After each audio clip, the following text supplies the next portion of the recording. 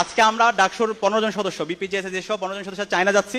China থেকে আবার ছাত্রীদের জন্য 1500 সিটের একটা হল নির্মাণের জন্য ইতিমধ্যে তার অনুমোদন দিয়ে দিয়েছে।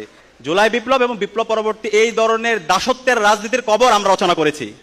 এখন এই ক্যাম্পাসটা তোমাদের হাতে দিয়ে গেলাম। তোমরা যদি ইউনাইটেড থাকো, তোমরা যদি তোমাদের শিরদাঁড়াকে উঁচু রাখো, তোমরা যদি এই গণরুম গ্যাস্ট্রুম কালচারের বিরুদ্ধে, এই ফাওকাওয়া রাজনীতির বিরুদ্ধে, এই পেশিশক্তি রাজনীতির বিরুদ্ধে তোমরা যদি ঐক্যবদ্ধভাবে এটার বিরুদ্ধে কথা বলতে পারো, তাহলে এই ক্যাম্পাস আর কখনো গণরুম গ্যাস্ট্রুম কালচার ফিরবে না ইনশাআল্লাহ।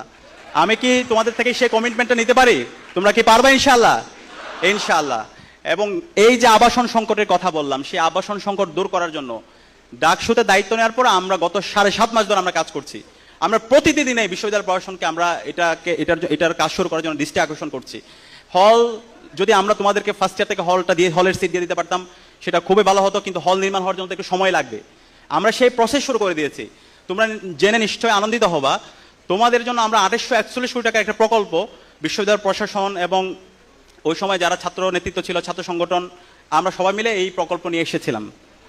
2841 কোটি টাকার এই প্রকল্পের আওতায় ঢাকা বিশ্ববিদ্যালয়ে ছাত্রীদের জন্য মোট 5টা হল, ছাত্রদের জন্য মোট 5টা হল, মোট 10টা হল নির্মাণ হবে।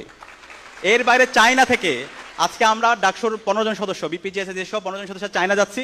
চায়না থেকে আবার ছাত্রীদের জন্য 1500 সিটের একটা হল নির্মাণের জন্য ইতিমধ্যে তার অনুমোদন দিয়ে দিয়েছে।